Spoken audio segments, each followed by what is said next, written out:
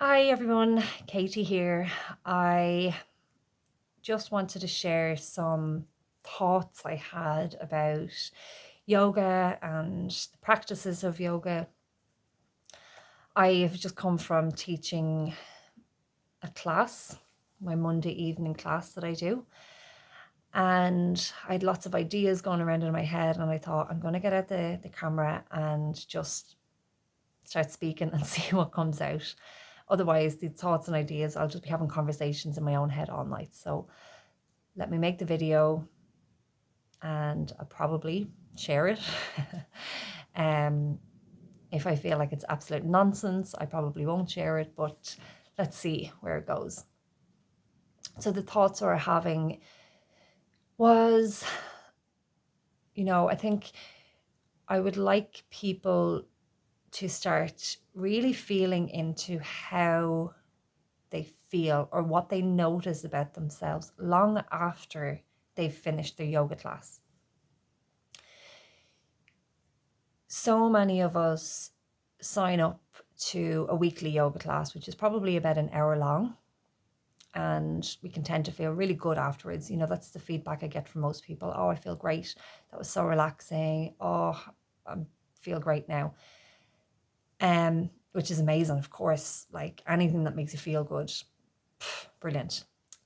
But how are we doing in the days after our practice? If it is, I'm talking about if it is only a 1 hour class once a week or an hour and 15 or whatever it is, how are you feeling in the hours and the days afterwards? This is really telling of if we're doing the right practices or not. So yoga works very closely with Ayurveda. Ayurveda is known as the sister science of yoga, and with Ayurveda, we work with what are known as the doshas. And this really just makes sense to me. When I started to learn about this, I was like, oh, it makes so much sense. It's very practical. And it leads us down the same route as any other wellness practice, but it just makes a lot of sense to me. So we talk about the doshas, which are the elements within us. We all are made up of 5 elements, and we all have different makeups. Some people are naturally fiery, some people are naturally very grounded. Some people have a lot of the air quality, which makes them very creative. And when we start to learn about these qualities and the different ways that we are made up as human beings, we can then start to understand how to bring ourselves back into balance. Like, obviously, we live in a world that is quite fast paced. It rewards, society rewards competition, society rewards being productive all the time. And society tends to reward us for things that take us out of balance physically, mentally, emotionally, spiritually. So if we're getting these rewards from society, I suppose we need to think about like, are these rewards from society worth the rewards or the lack or what we have to compromise within ourselves, what we have to compromise within ourselves to get these rewards from society. And sometimes they are. Sometimes, we do a job and we get money, and that money goes to providing something that soothes our soul or meets our physical needs. It provides food and shelter. So, I'm not saying that society is wrong. These are just the thoughts that are flying around and I wanted to discuss. But if we're looking at it from the perspective of yoga and Ayurveda, and it's all about bringing us back into balance, because so often, I mean, maybe the rewards of society do bring balance into your life, but I have a suspicion that for most people, it doesn't. it throws us way off of balance. So we might be compromising our sleep. We might be compromising our diet. We might be compromising our spiritual needs, our connection to nature. We might be compromising, just lots of different things. I mean, if we're just to compromise them, it makes a huge effect.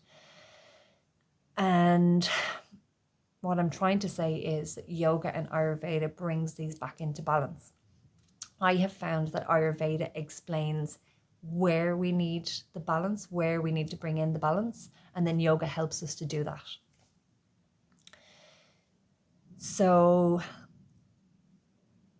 let's talk in terms of the fire element.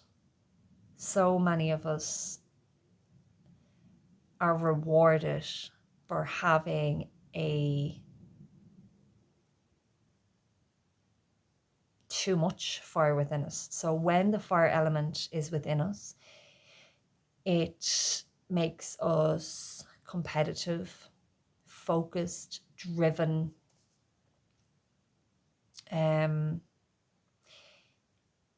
All those things that big companies and capitalism rewards.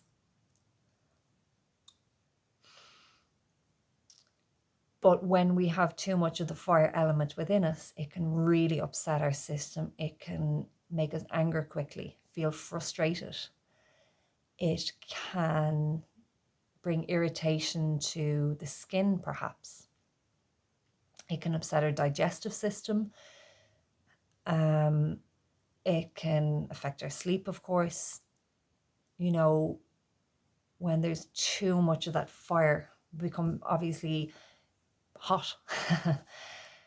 And when the digestive system is hot, it can result in things like IBS. So when we notice these things in ourselves and we're like, okay, I'm struggling with IBS, my sleep is off, I'm not sleeping very well, and I just feel so irritated all the time. We start to say, okay, that's fire. That's a dominance of fire within the system. And then we have yoga techniques to balance this.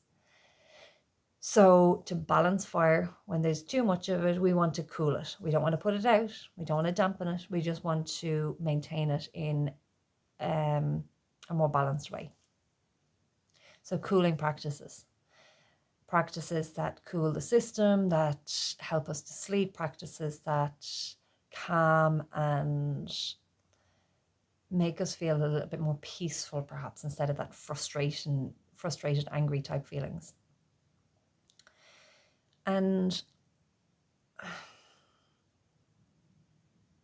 when you don't understand this, what happens is you suffer with things like IBS, sleep is disturbed, maybe skin is irritated, and you might see a doctor and a doctor will say, oh, do yoga. Yoga is great for all these things.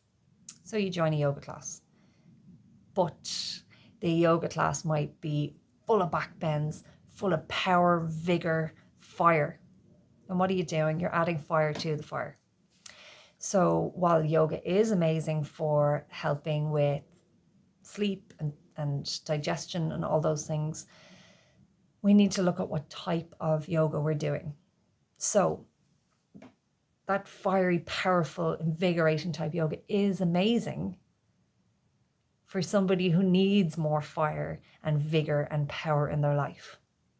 It may not be so great for somebody who already has tons of that type of energy. Yeah, so I really recommend, if you are practicing yoga, you're going to a regular yoga class, or you're thinking about doing it, speak to your yoga teacher. Speak about some of the issues that you're having, even if it's, I'm not sleeping as well as I'd like to, or, it doesn't have to be major, huge issues. It might just be something that's doesn't feel that big, but you notice that is out of balance and you'd like to regulate it. You'd like to bring it back into balance. Yeah, speak to your yoga teacher. Don't just assume all yoga is good for you. And it's the opposite applies as well. If you are someone who is very lethargic, somebody who finds it hard to get very motivated, somebody who feels very stagnant, somebody who has a heaviness about them. You might be a bit overweight. You may find that you have a sluggish digestive system. You might find it hard to get up in the mornings. Maybe you find it really easy to go to sleep, but you just can't get up in the morning. So, of course, if that sounds like, oh, that's more like me, well, then maybe you do need to go to those power yoga classes. But if you're doing the more restorative, those really sleepy, restful, meditative type classes, it's just going to add more of that earth energy than dragging you down. It's hard to move and you feel heavy and sluggish, and it's just adding to that again and it's drawing you down. So it's all about balancing out your systems. And I'm just not sure that that's understood enough in the yoga communities around the place. So what do we do?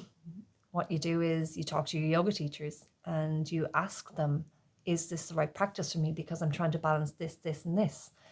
You don't need to understand the energies as such. Maybe just get to talk to your yoga teacher, explain what you're trying to resolve. Maybe tell them what you've got going on in your life. I've a lot of work on lately. It's demanding this from me, or maybe you have something going on with your family, or health issues or emotional things going on, whatever. Maybe just try to get more open with your yoga teacher and explain, because I suppose as a teacher who guides a class with lots of different people in it, it's not possible to create one sequence that's going to work for everybody. So once you start to tell your yoga teacher what's going on for you, then they can start to say, okay, class, we're going to do this, but you're going to try this, okay? And maybe you can start it that way. After that, you can start to study a little bit more about Ayurveda and yoga, maybe start to take some workshops. Of course, my retreat in Spain is going to dive really deeply into this. We are going to explore the doshas in an Ayurvedic workshop, but we're going to work on these things throughout the week to help find a practice that works for you. And these practices change all the time, because maybe it's just you have a really heavy workload on for this week, and then next week you've got nothing going on, or maybe you're just going through a tough time at the moment, and your practice needs to change and modify for what's happening for you physically, mentally, emotionally, spiritually.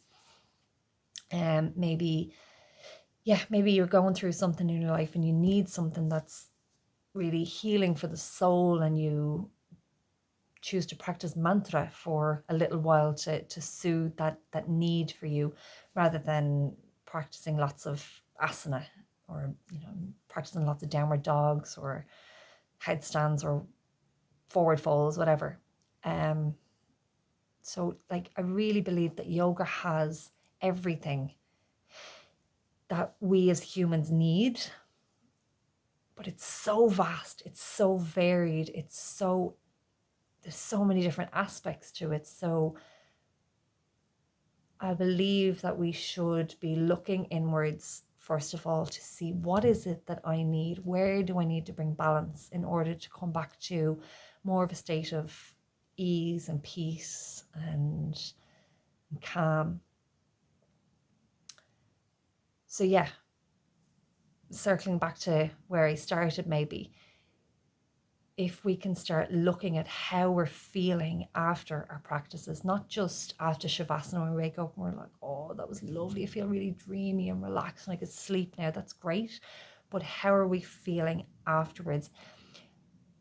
Is our yoga practice helping us in our day-to-day lives? Are we finding that you're able to manage your emotions a bit better in work environments or maybe difficult family situations? Are you finding that your digestion is working a little bit better? And if you're not, maybe you need to look at the type of yoga practice you're doing. Or yeah, like I said, talk to your yoga teacher, find out, is this what I should be doing, or can you recommend something else that might suit me a little bit better? So yeah, thanks for listening. I wasn't sure how long this video was going to be. So if you stuck out with me this long, thank you. And I'd love to know what your thoughts are on it. If you have any questions, of course, please do get in touch. And like I mentioned, I will be going on retreat in July 23rd to 29th. And if you are interested in learning more about how to use yoga to really bring true balance into your life, yeah, hopefully you can join me. We will be exploring Ayurveda a little bit more, and we'll also be looking into different aspects of yoga, the philosophies. We're going to look and explore the Bhagavad Gita, which is a text that's, very old, but is still so relevant to our life today. So there's lots of different lessons that we can get from that. There will, of course, be time to develop your physical practice of yoga, and we'll be doing lots of different meditations and mantra meditations as well, and of course yoga nidras, and we'll be sitting by the pool. There'll be lots of time for just rest and relaxation. There'll be good food, good people, so I would love you to join that as well. Like I said, please feel free to get in touch, ask questions, or let me know your thoughts.